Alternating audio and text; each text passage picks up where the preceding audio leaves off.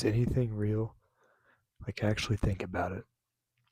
Everything we hear, feel, experience, it all comes from our brain. Our eyes don't see reality, our ears don't hear reality. Our brain just interprets signals and tells us a story. So, if reality is just a story, our brain is telling us, how do we know? How do we know it's real? Two people can live the exact same moment and walk away with two completely different versions of it.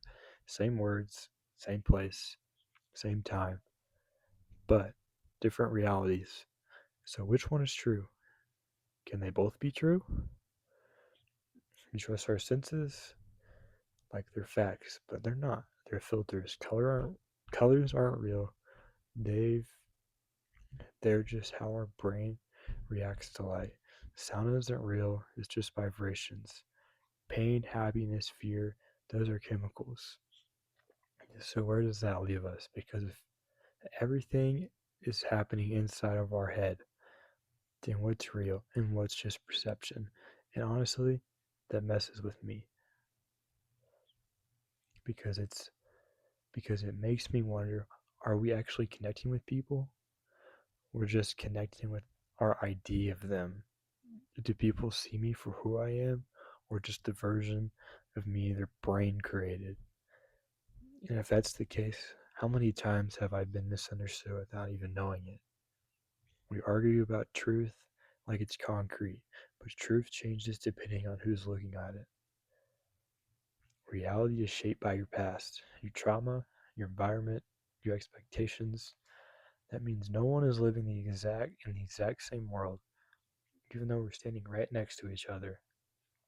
And that's kind of scary because if reality is subjective, then how do you know if the way you feel is valid? How do you know if you're overreacting or if something genuinely hurts? People love to say it's not that deep, but maybe it is. Maybe everything is deeper than we want to admit. We distract ourselves so we don't have to think about it. Phones, sport, drama, noise. Because the moment it gets quiet, the questions show up.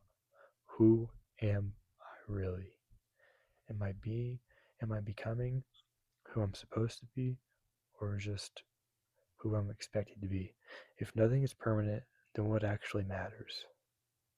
And the weird part is, even knowing all of this, we still have to wake up tomorrow and these act like things make sense.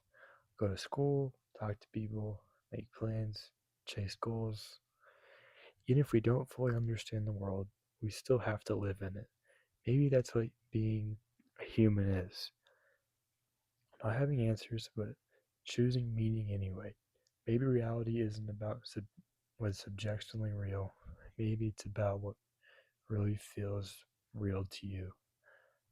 The love you feel, the pain you carry, the moments that stick with you long after they're gone. If it affects you, changes you, shapes you, doesn't that make it real enough? So, yeah, maybe reality is fragile. Maybe it's just perception.